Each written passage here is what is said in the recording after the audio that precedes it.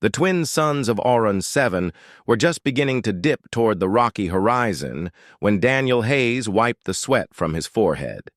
The air shimmered with heat, and every sound seemed to echo in the deep canyon where he was working.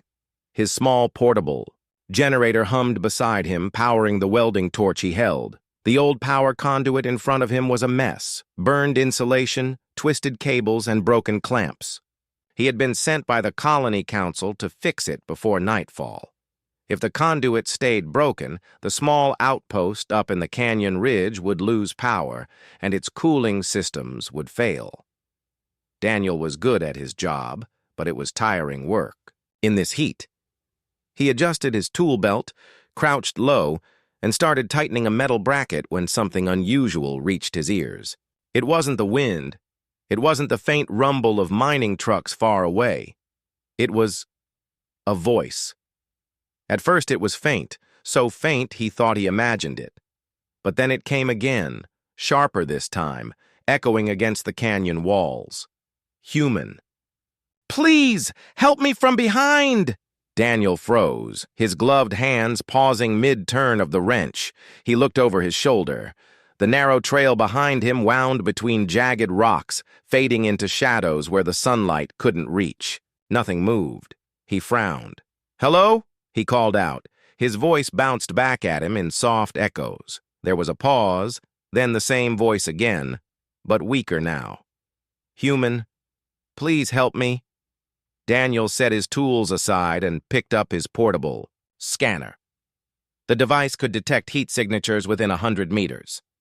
The display flickered, showing a faint pulse of warmth, small, humanoid, and close. Whoever it was, they were just beyond the bend in the path. He walked cautiously, his boots crunching against loose stones. As he rounded the bend, he saw her at E. First, his mind didn't quite know what it was seeing. A woman, or at least someone with the shape of one, was leaning against the canyon wall. She was tall and slim, her skin a soft shade of lavender that seemed to shimmer faintly in the dim light. Glowing lines of pale blue ran along her arms and neck like living tattoos, pulsing gently, almost in time with her breathing. Her eyes were the most striking thing, large, silver, and reflecting the faint sunlight like liquid metal. She wore what looked like a thin layer of body armor, though parts of it were cracked and scorched. In one hand, she clutched a small metallic sphere that glowed faintly, and in the other she gripped her side as if injured. When she saw him, her expression shifted from fear to relief. She tried to stand straight, but her legs wavered. "Please," she said again, her voice soft but urgent. "Help me. I am being hunted." Daniel took a careful step forward. "Who are you? What happened to you?" She winced, glancing over her shoulder into the darker part of the canyon. "No time. They are coming." Her silver eyes locked on his. "If you help me, I will serve you for life. My people, this is our way, but you must hide me now." Daniel didn't fully understand her words, but he could see the desperation in her face. He had been in enough dangerous situations on frontier worlds to know when someone was truly running for their life. "All right," he said, his voice calm but firm. "This way." He slipped his arm under hers, supporting her as they hurried back toward his work area. The generator hummed quietly, and behind it, Daniel had set up a small maintenance shelter, just a simple frame with metal panels to give shade. He guided her inside, letting her sit on the cooler ground while he grabbed a canteen of water from his pack. She took it gratefully, sipping slowly. Up close, Daniel could see that her armor wasn't just damaged, it was burned in places, as if she had been caught in an explosion. The faint blue glow of her skin markings flickered unevenly, and he guessed it was some kind of biological energy signal. "What's your name?" Daniel asked, crouching beside her. "Kylira," she said after a moment. "Navigator." "Of the Veari Starfleet." Daniel raised an eyebrow. He had heard of the Veari before, a distant reclusive race known for their advanced star navigation. Technology. Few humans had met them in person. "I'm Daniel Hayes," he replied. "Engineer, colony maintenance." She tilted her head slightly, studying him as if trying to read his intentions. Then she leaned closer, lowering her voice. "The people chasing me, they are not of my kind. They are mercenaries from many worlds. They want this." She lifted the small glowing sphere in her hand. Daniel stared at it. "What is it?" "It is a map," she said. "A map to places no ship has charted, dangerous places, powerful places, in the wrong hands." She trailed off, her expression tense. "They will not stop until they have it. Or me." Daniel exhaled slowly. He had stumbled into trouble before, but this was different. This wasn't just about a broken machine or a simple rescue. This was something that could pull him into a much larger game. A distant sound echoed through the canyon. Sharp, metallic, and growing louder. Kalira's eyes widened. "They are here." Daniel grabbed his scanner and confirmed, 3 large heat signatures, moving quickly along the canyon trail toward them. They would be there in less than 2 minutes. "All right," he said quickly, standing. "We can't stay here." He packed his tools into his belt, slung the generator strap over his shoulder, and helped Kalira back to her feet. She swayed slightly, still weak, but her grip on his arm was steady. "There is a narrow passage ahead," she said, pointing toward a small side path hidden behind a cluster of jagged rocks. "It will take us to higher ground." They moved fast, their footsteps crunching over gravel. Daniel glanced back once, catching sight of dark shapes entering the canyon bend. The mercenaries were tall, armored, and moving with the confident speed of hunters.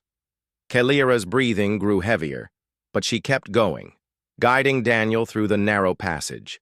The walls closed in until they were barely wide enough to squeeze through.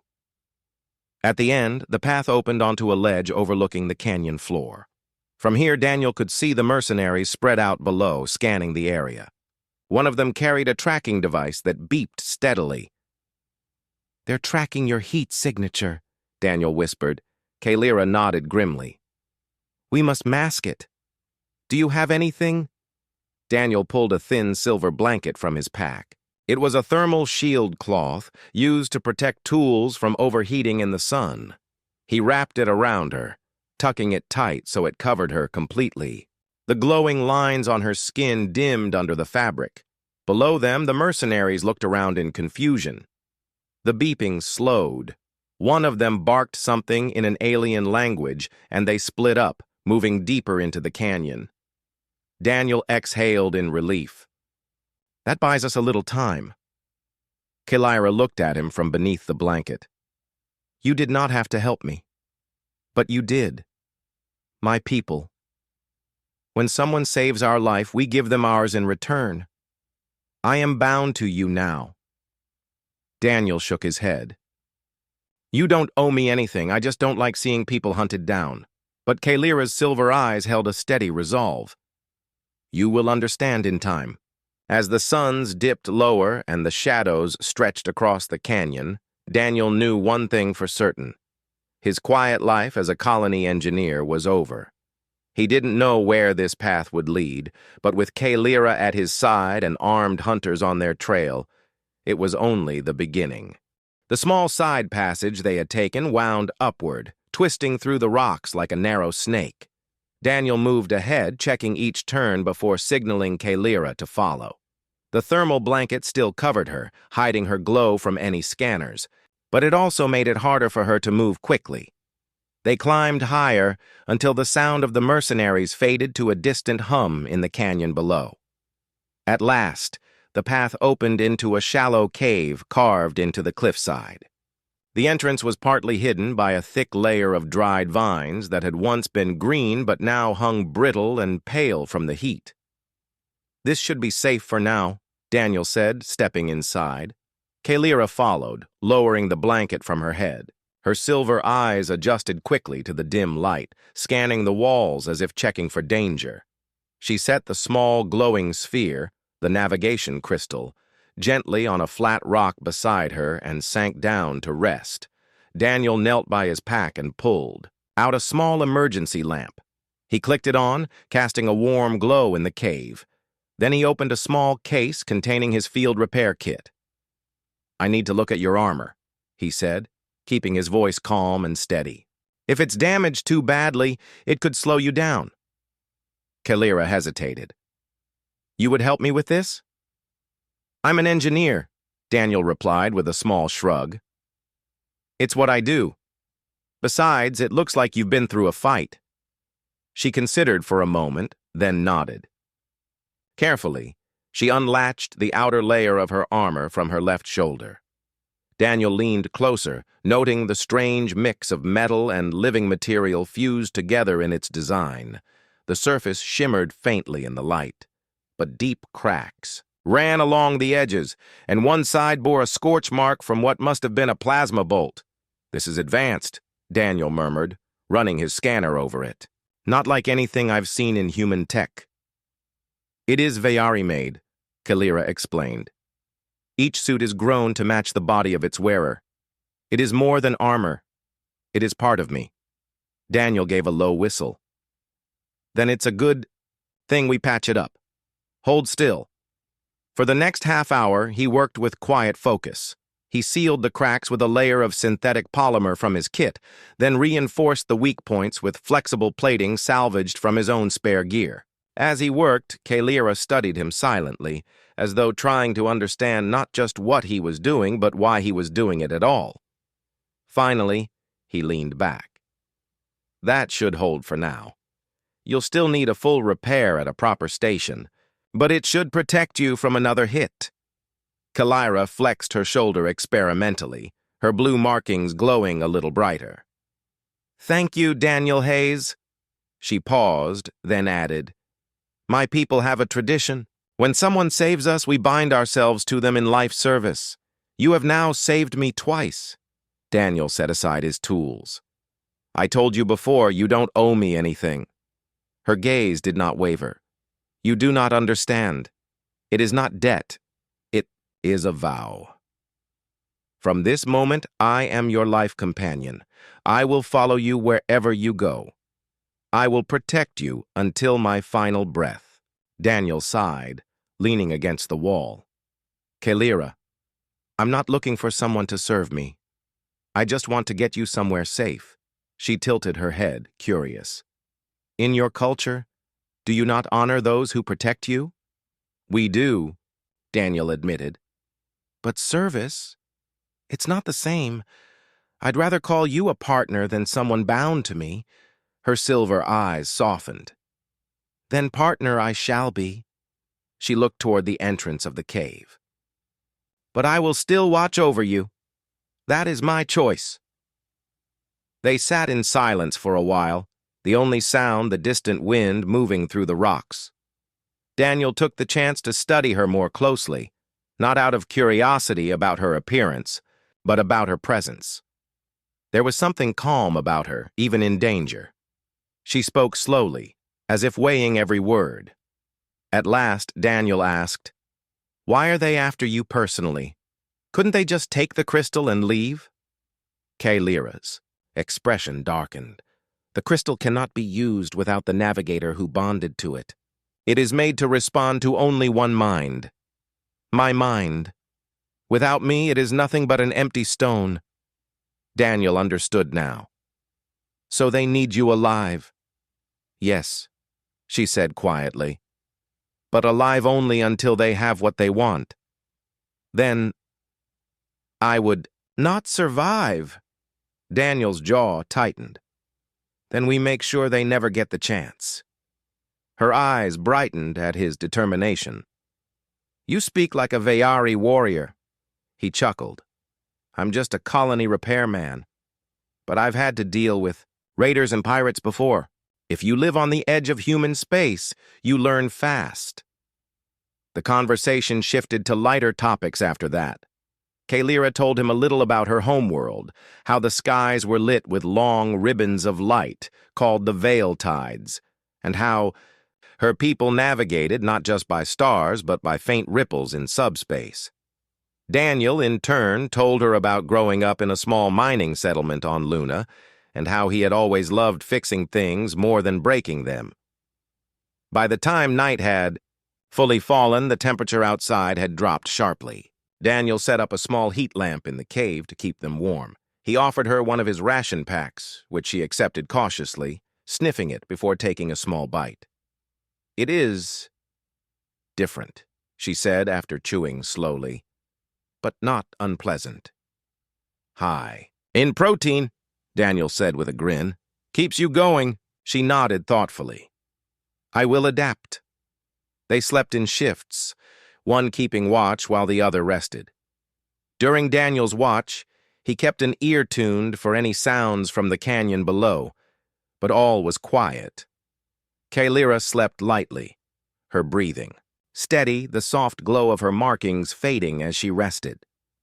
When dawn came, the sky over the canyon was a pale gold, the air still cool. Daniel packed up their few supplies. "We need to move before they pick up our trail again."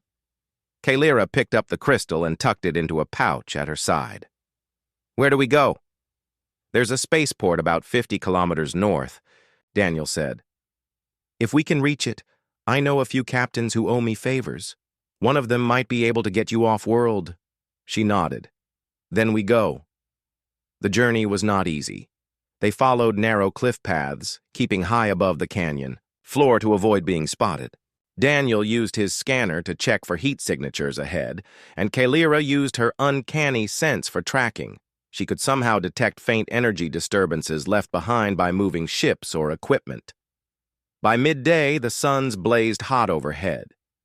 They found shelter under a rocky overhang, where Daniel took a moment to check the terrain on his data pad. "We're making good time," he said, "but there's a wide open stretch ahead. No cover. We'll have to move fast."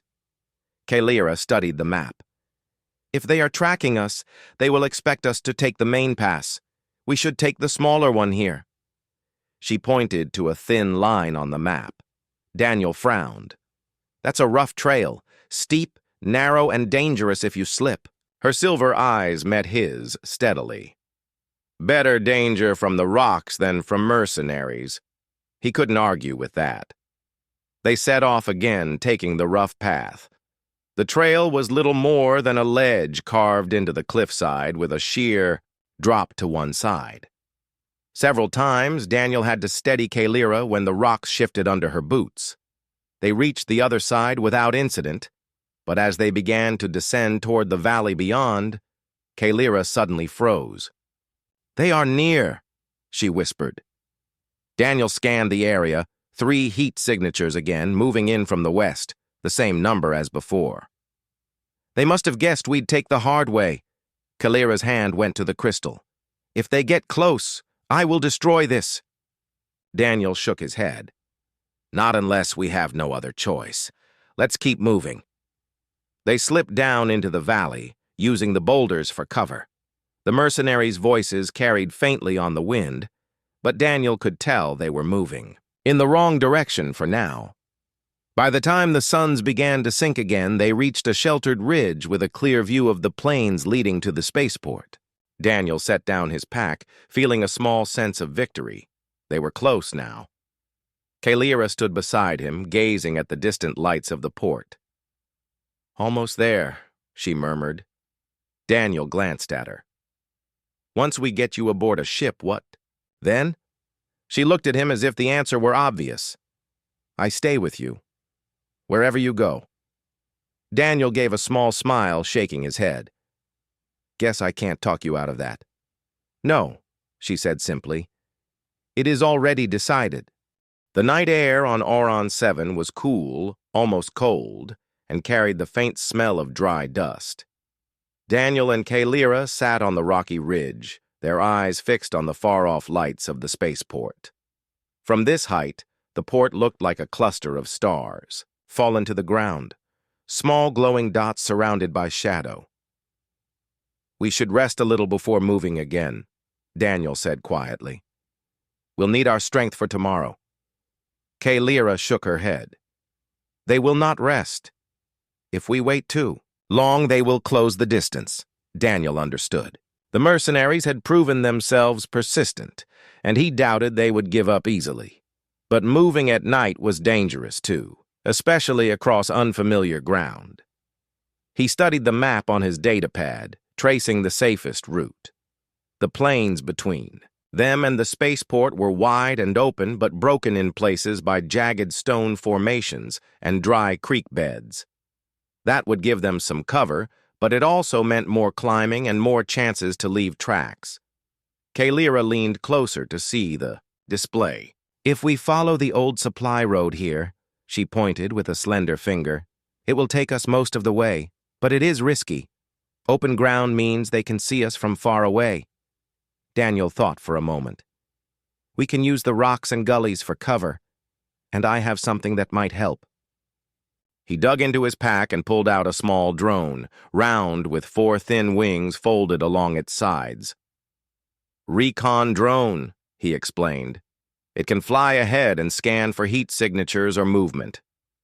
Kalira's silver eyes brightened slightly. "Useful. Your people think ahead." Daniel smirked. "We try." He set the drone on the ground, tapped a few commands on his datapad, and watched it rise silently into the air, its small lights dimmed for stealth. The screen lit up with a live feed of the terrain ahead. They set off just after midnight, moving quietly and keeping low. The drone buzzed gently ahead, scanning their path. Every so often, Daniel glanced at the screen to make sure no threats were nearby. The journey was slow. They had to climb down steep slopes, cross dry riverbeds, and navigate around sharp rock spires that jutted from the earth like broken teeth. Kalira moved carefully, but with surprising agility for someone still, recovering from injury. Her glowing markings were hidden under the thermal blanket, though Daniel could see a faint shimmer escape now and then when the fabric shifted. At one point, the drone sent back a warning, 3 moving shapes less than a kilometer away. Daniel signaled for Kalira to stop. They crouched behind a boulder, breathing silently as the shapes passed in the distance. Through his scanner, Daniel could see they were heavily armed, their armor reflecting the faint starlight. "Not mercenaries," Kalira whispered after a glance. "Local scavengers, but they would still sell us for credits." Daniel nodded, grimly. "Then we treat them like a threat." When the scavengers moved out of range, they continued. The plains seemed endless, but slowly the lights of the spaceport grew brighter. By dawn, they reached a series of low hills covered in loose stones. Daniel called for a rest, and they sat in the shadow of a rock ledge, sipping water.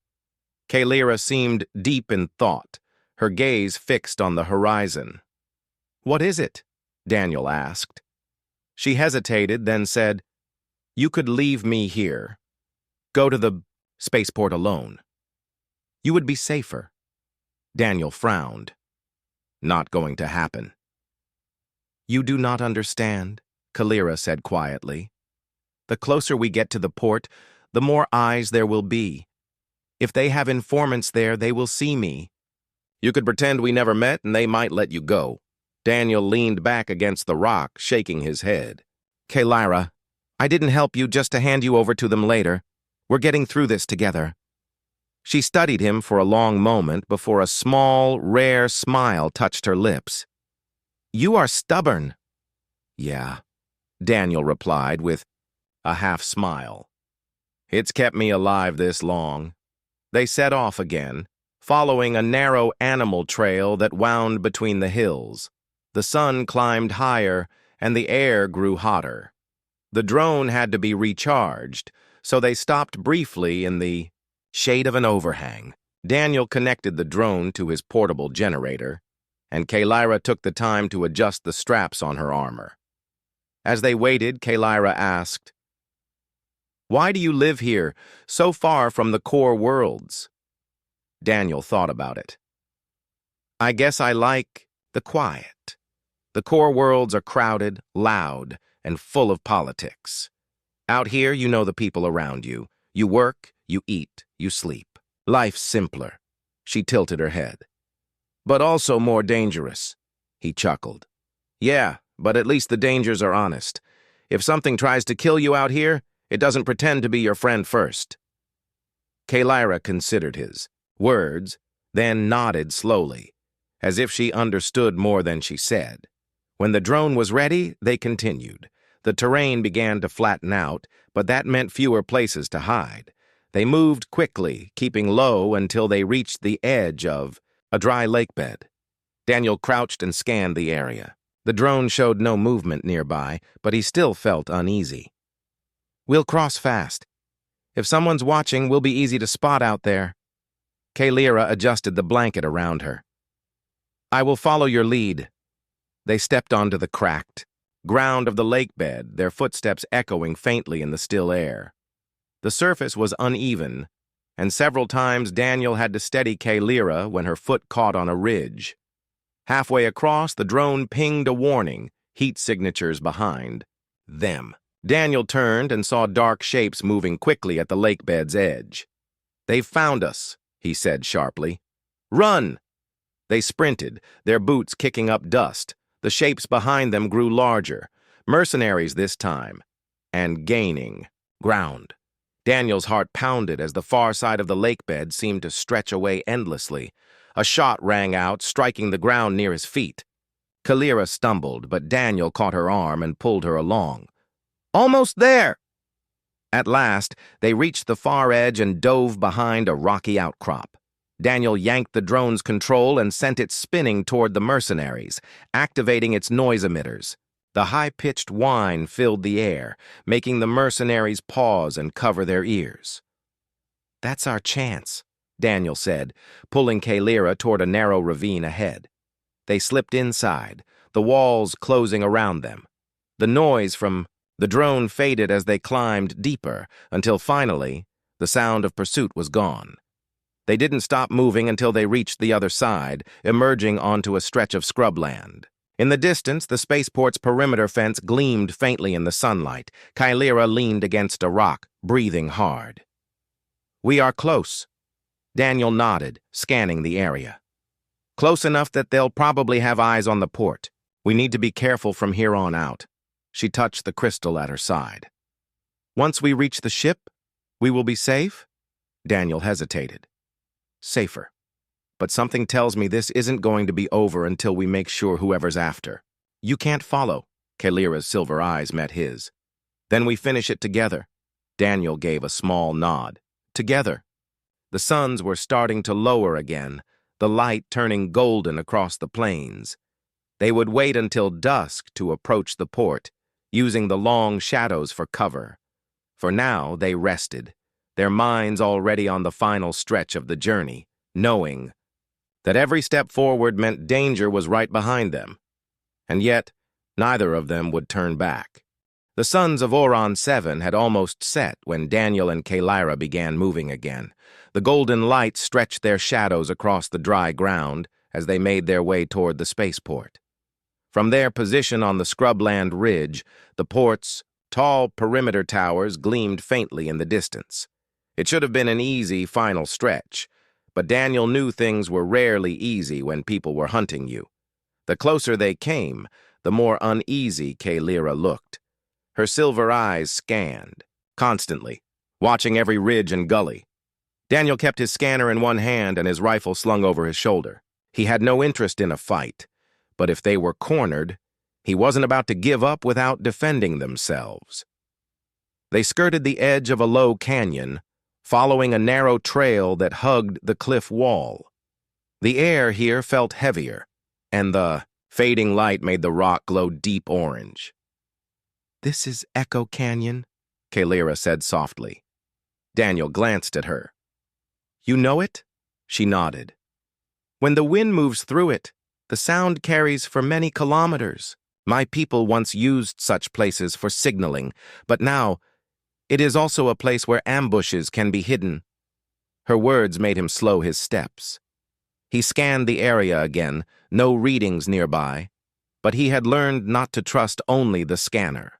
It was possible the mercenaries had tech to mask their signatures.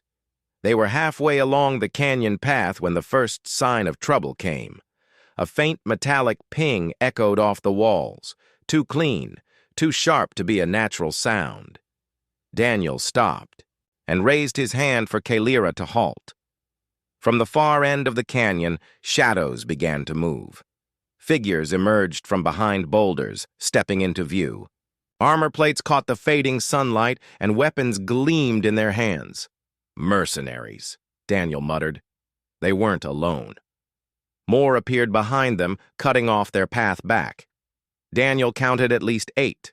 Too many to fight head-on. One of them called out in a rough voice, amplified through a helmet speaker, "Hand over the Veyari and the crystal! Walk away alive!" Daniel felt Kalira's hand tighten on his arm. Her voice was calm, but low. "They will not let you live even if you give me to them." "I know," Daniel said quietly. He took a deep breath. "We'll have to make a stand here."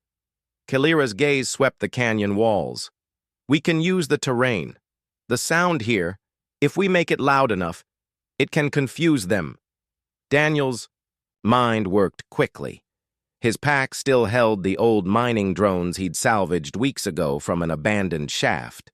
They weren't meant for combat, but with a few quick adjustments, they could serve as distractions or even short-range defenses. He set his generator down, powered it on, and connected it to the drones. "Kalira, I'm going to need time. Can you keep their attention?" Her silver eyes flashed. "Yes." Daniel's hands moved fast, reprogramming the drones to hover and project high-pitched bursts of sound. The sound waves would bounce off the canyon walls, making it impossible for the mercenaries to tell where the noise came from. As he worked, Kalira stepped forward, her voice carrying across the canyon. "Your hunt ends here. Go back to your masters and tell them the Veyari are not prey." A few mercenaries shifted, clearly unsure how to respond. Their leader raised his weapon. "Enough talk!" Daniel activated the drones.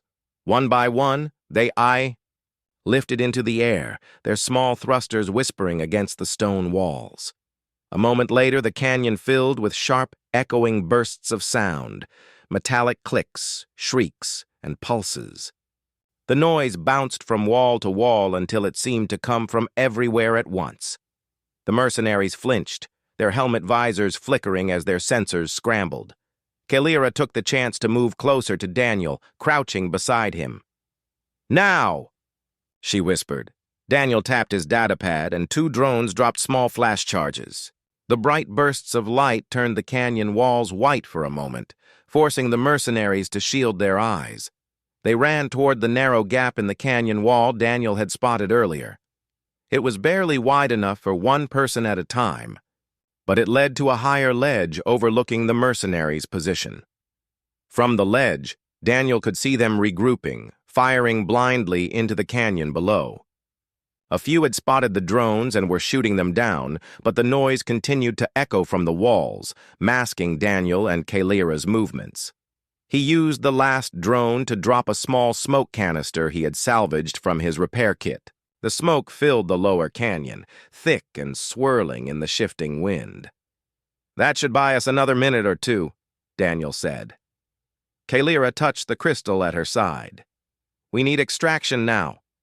Daniel nodded and pulled out his comm unit.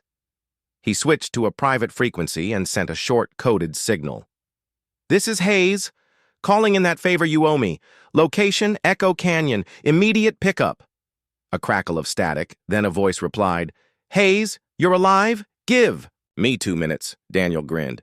"We've got 2 minutes. Let's make them count." The mercenaries were starting to climb after them now, their armored boots scraping on the rock. Daniel fired a few warning shots, forcing them to take cover. Kalira, standing beside him, raised her hand and triggered a burst of light from the crystal. The light wasn't just bright. It bent, strangely, creating flickering shapes in the smoke below. The mercenaries hesitated, unsure if they were seeing real movement or tricks of the light.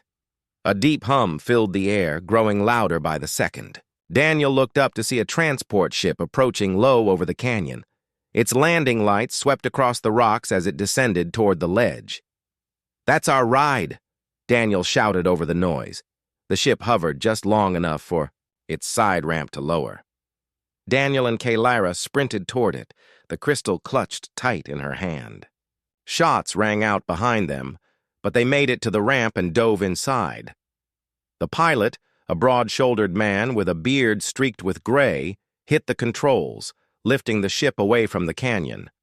The mercenaries fired after them, but their shots fell short as the ship climbed into the darkening sky. Daniel collapsed into one of the seats, breathing hard. Kalyra sat across from him, her markings glowing faintly again now that the danger was behind them. For the moment, "You keep finding trouble, Hayes," the pilot called from the cockpit. Daniel managed a tired smile. "Yeah, but this time, trouble found me." Kalyra's silver eyes softened as she looked at him. "You could have left me, but you didn't." Daniel shrugged. "Told you. We're partners now." The transport ship soared high above Auron 7's desert plains, the deep orange glow of the twin suns fading behind the horizon. Inside the cabin, the low hum of the engines was steady and comforting, a reminder that, for now, they were out of immediate danger. Daniel leaned back in his seat, letting his tired muscles rest. His hands still tingled from the adrenaline of the last few hours. Kalyra sat across from him, the navigation crystal cradled in her lap. The soft light from the sphere illuminated her silver eyes, making them seem brighter against the dim cabin. The pilot Rin Keller kept his eyes on the controls. "Hayes, I'll get you both to the nearest neutral station," he said over his shoulder. "But after that, you're on your own. I'm not looking to get chased by hired guns." Daniel nodded. "That's fine. Just get us there in one piece." Kalyra tilted her head toward the pilot.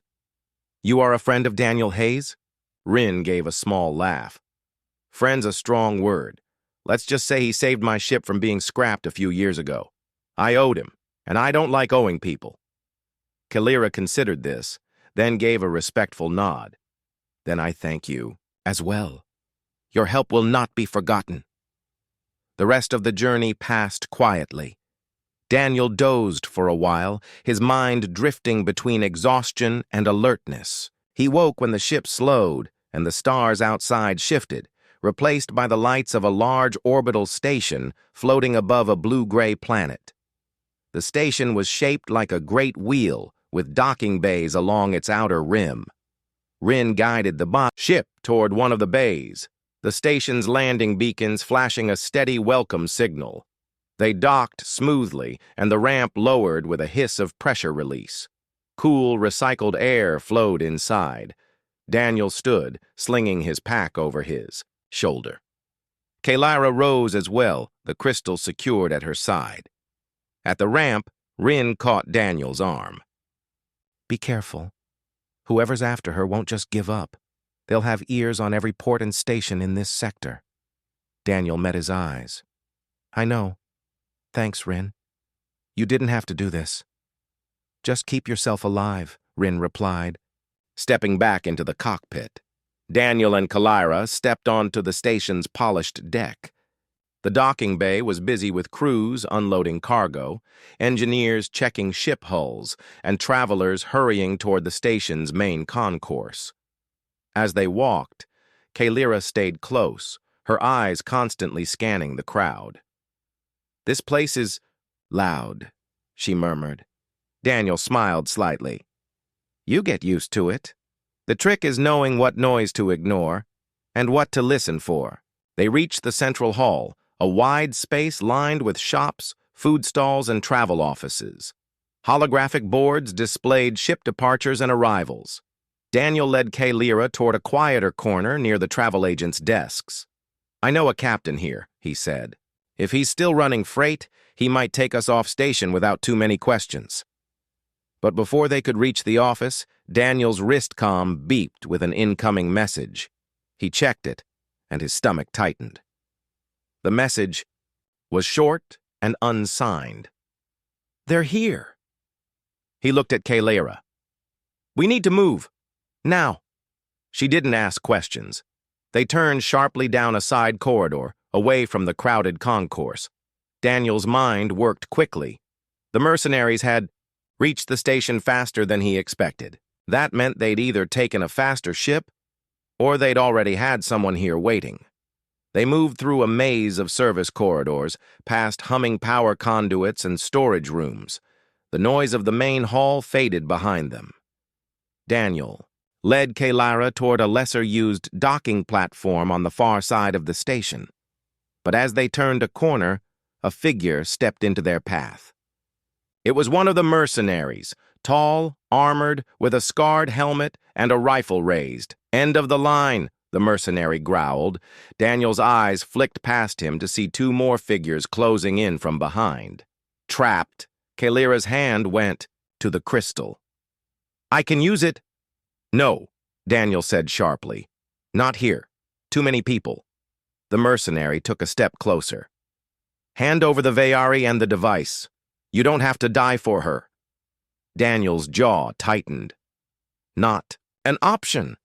He shifted his weight, ready to move, but before he could act, a loud clank echoed from above. All heads turned upward just in time to see a cargo crane swinging down and a crate the size of a small car dropping into the corridor between them.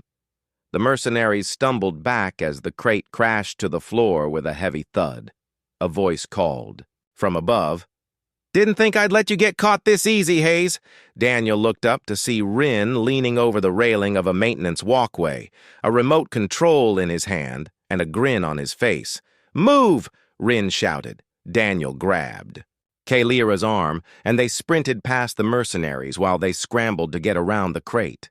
Rin jumped down from the walkway, landing hard but steady. "Dock 12, my ship, now!" They ran together, their footsteps pounding against the metal deck. Behind them, shouts and the sound of boots on steel told them the mercenaries were still in pursuit.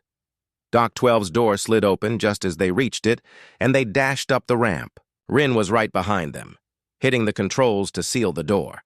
The ship lifted off before they were even strapped in, the engines roaring as they cleared the station. Kalira sat in the seat opposite Daniel, her silver eyes calm despite the chaos. "You came back," she said to Rin. "Couldn't let my favorite mechanic get spaced by a bunch of hired thugs," Rin replied without looking back. The station fell away behind them, its lights shrinking to pinpoints against the dark. But the sensors showed two small ships breaking away from the station as well, pursuers. "They're not giving up," Daniel said. Rin grinned tightly. "Then let's see if they can keep up." He pushed the ship harder, weaving between drifting asteroids. The pursuing ships followed, but their aim suffered in the debris field. Kalira kept one hand on the crystal, murmuring soft words in her language. "What are you doing?" Daniel asked. "I am sending a signal," she said. "Not to my people, but to the empty paths of space. The crystal can make us harder to find for a short time." True to her words, the pursuing ships began to lose their lock on them. Within minutes, they broke off, disappearing back toward the station. Only when they were gone did Daniel finally relax in his seat. "I think we're clear." Rin slowed the ship to cruising speed. "Where to now?" Kalira looked at Daniel. "Wherever you go, I go. That is the vow I made." Daniel studied her for a long moment. "Then we'll need somewhere safe, somewhere far from bounty hunters." Rin smirked. "I know a few places, but safe doesn't come cheap." Daniel glanced at Kalira. "We've got something valuable." Her silver eyes met his knowingly. "The crystal?" He nodded. "Not to sell, but to bargain with. Maybe there's a station or world that'll trade protection for a navigation advantage."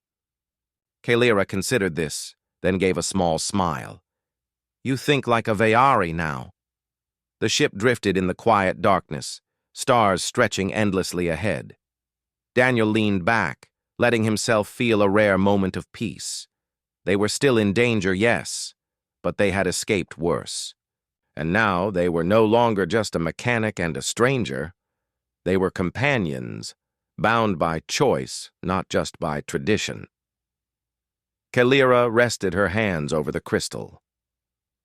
"In my people's history, there are stories of those who crossed paths with the unexpected and found new purpose. You are now one of those stories, Daniel Hayes. Daniel chuckled. Guess that makes two of us. Outside, the stars burned bright and endless. Somewhere out there, new worlds waited, and with them, new dangers. But neither of them felt fear. They had survived the deserts of Oron 7, the mercenaries, and the traps of Echo Canyon. And now they would face the rest of the galaxy together. Partners in survival, allies in the unknown. Daniel turned his gaze to the forward viewport, watching the stars slide past. All right, Kalira, let's see where the map takes us. And in the endless dark of space, a human and a Veyari navigator set. Their course, not as master and servant, but as true companions of the stars.